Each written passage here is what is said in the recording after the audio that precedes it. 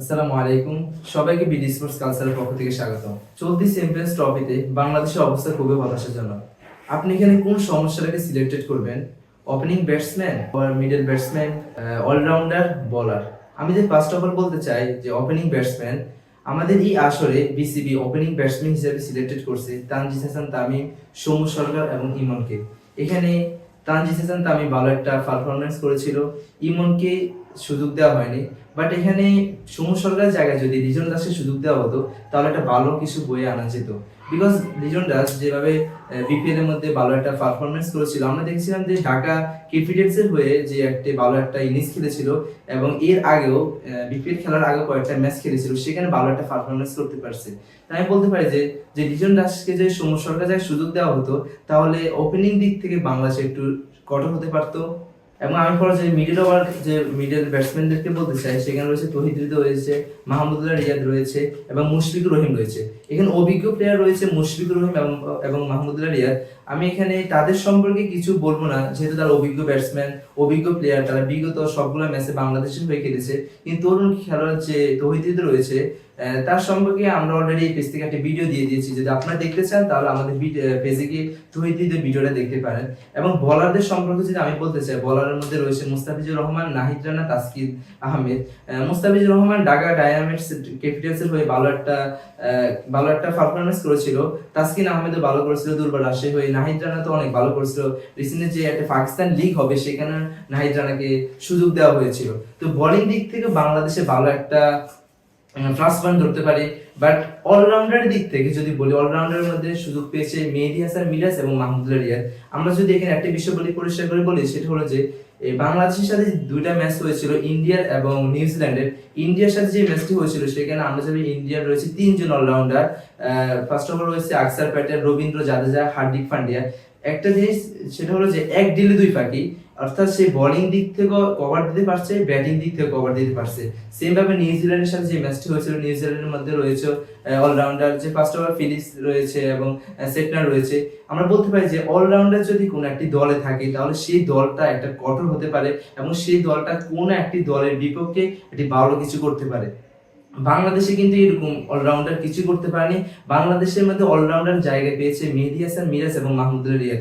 আরেকজন জায়গা পেতে পারতো যদি আমরা দেখতে পাচ্ছি তার বোলিং অ্যাকশনের সমস্যা ছিল, বাট তাকে as a batter, as a captain হিসাবে যদি সুযোগ দিত, তিনি হলো সাকিব আল হাসান। তাকে যে সুযোগ দেওয়া হতো তাহলে ভালো একটা কিছু নিয়ে আসা যেত। সাকিব আল হাসান সে তার সম্পর্কে বলতে গেলে আসলে ভিডিও অনেক লম্বা হয়ে যাবে। আমরা চাই না যে ভিডিওটা অনেক লম্বা হোক, আমরা চাই সাকিব হাসান সম্পর্কে অল্প কিছু বলে দিই।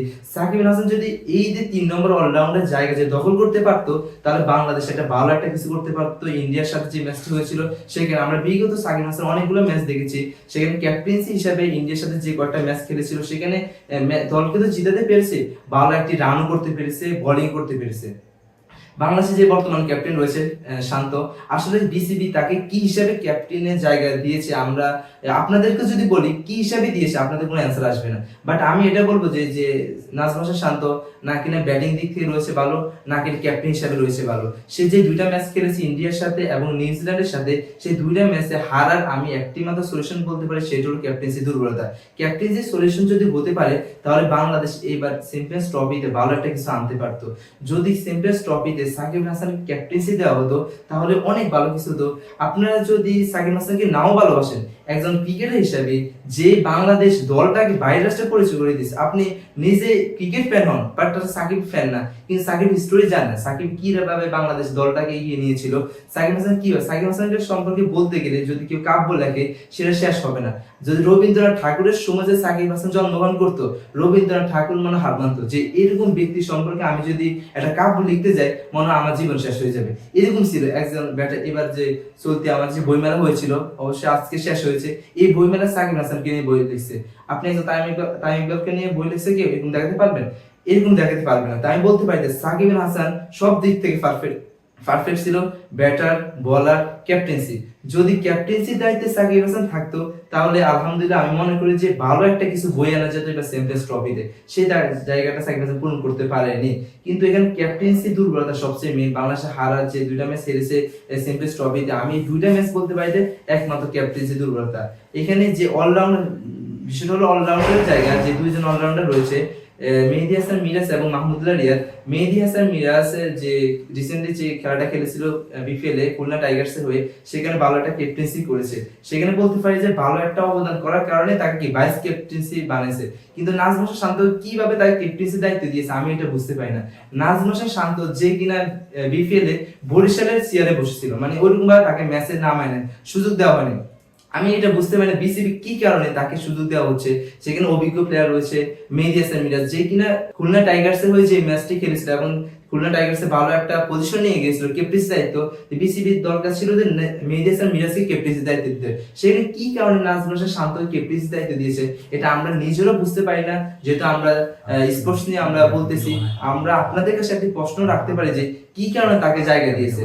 আমি বলতে পারি সবিশেষে এটাই বলতে পারি যে যদি এবার চ্যাম্পিয়ন্স ট্রফিতে ক্যাপ্টেন্সির দায়িত্বে all rounder as a batter as a batsman হিসেবে সাকিব হাসানকে সুযোগ দেওয়া হতো, যদি তার বোলিং একটু রং হয়েছে নিষেধাজ্ঞা হয়েছে, বাট তাকে ব্যাটসম্যান এবং অ্যাজ এ ক্যাপ্টেন হিসেবে দিলে অনেক ভালো একটা কিছু হতো। বাংলাদেশের ফ্যানরা খুব দিক থেকে অনুগ্রহ সহকারে খেলার মধ্যে বসতো। আমরা অনেক অনলাইন মাধ্যমে জানতে পারছি, কাউকে যখন কিছু বলা হতো ভাই আপনি এবার চ্যাম্পিয়ন্স ট্রফি দেখতেছেন, সে বলতেছে ভাই না কেন দেখতেছেন, এক কথা উদ্দেশ্যে ভাই সাকিব হাসান নাই। অর্থাৎ আমি সব জায়গায় বলেন এমন কোনো অ্যান্সার আসে না ভাই তামিম ইকবাল নাই, বাট সবার অ্যান্সার আসছে যে সাকিব হাসান নাই। তাই আমি বলতে পারি যে সাকিব হাসান বাংলাদেশের প্রাণ। এই বাংলাদেশ দলটাকে বাইরের রাষ্ট্রে পরিচয় করিয়ে দেওয়ার মাধ্যম হলো সাকিব হাসান। আপনি বাইরের রাষ্ট্রে যাই বলেন যে এই পতাকাটা কোন দেশে, বলবে সাকিব হাসান, সাথে সাথে বাংলাদেশ নামটাও সে বলতে পারবে না, সাথে সাথে বলে সাকিব হাসান। অর্থাৎ এই পতাকার সাথে সাকিব হাসানের নামটা খুবই সংযুক্ত। যে কিনা 17 বছর ধরে অলরাউন্ডারের র্যাঙ্কিং 1 নম্বর ছিল, তাকে বুঝতেছি না কিভাবে মানুষ ভুলে যাচ্ছে। তা আমি সবশেষে এটা বলতে পারি যে বাংলাদেশ চ্যাম্পিয়ন্স ট্রফিতে এরকম হতাশাজনক অবস্থা হলো বিসিবির দোষ। সে যোগ্য লোককে চান্স দেয় না, যোগ্য লোককে সুযোগ করে দেয় না, সে অযোগ্য লোকদেরকে, এটা দেখা যাচ্ছে যে ক্যাপ্টেন্সি দায়িত্বে নাজমুল শান্ত সে অবশ্যই অযোগ্য লোক। সে কিভাবে যোগ্য লোক হয়, যার কিনা বিপিএল এর মতো এই আসরটা যদি তাকে সুযোগ দেওয়া হতো তাহলে আমরা মনে করতাম হ্যাঁ এটা ভালো কিছু আনবে, সে চ্যাম্পিয়ন্স ট্রফিতে ক্যাপ্টেন্সি, হ্যাঁ, কিন্তু তাকে সুযোগ দেওয়া হয় না। বিপিএল এর একটা ম্যাচ মেবি নামানো হয়েছে, কয়েকটা ম্যাচ নামানো হয় না, কিভাবে তাকে ক্যাপ্টেন্সি দায়িত্ব দেওয়া হয়েছে। তা আমরা বলতে পারি যে এই চ্যাম্পিয়ন্স ট্রফিতে হতাশাজনক অবস্থার পিছনে বিসিবির দোষ রয়েছে। বিসিবির মধ্যে হতে পারে পলিটিশিয়াল সমস্যা হচ্ছে, পলিটিশিয়াল কারণে এরকম হয়েছে, বিকজ পলিটিশিয়াল কারণে তো সাকিব হাসানকে নেয় না। বাট সাকিব হাসানকে আমরা যদি সাকিব হাসানকে as a batsman as a captain হিসেবে নিই তাহলে একটা ভালো কিছু আনতে পারবে। আমি শেষ পর্যন্ত এটা বলতে পারি যে বাংলাদেশের এরকম চ্যাম্পিয়ন্স ট্রফিতে হতাশাজনক অবস্থা বিসিবির দোষ হতে পারে।